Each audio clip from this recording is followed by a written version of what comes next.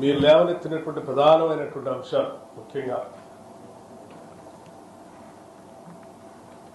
RTC సంబంధించి TGRTC సంబంధించి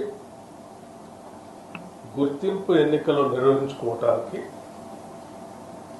ప్రభుత్వం అంగీకరించిందని చెప్పారు.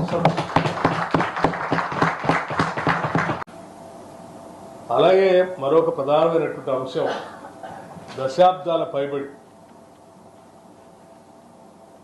ఆర్టీసీలో పనిచేస్తున్నటువంటి కార్మికులు కోరినటువంటి ప్రధానమైన కోరిక విలీనానికి సంబంధించినటువంటి అంశం.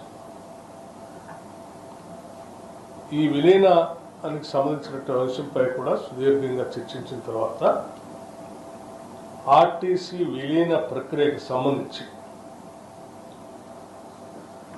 అధికారులతో మరియు కార్మిక నాయకులతో కలిపి ఒక అధికారిక కమిటీని ప్రకటించడానికి నిర్ణయించింది.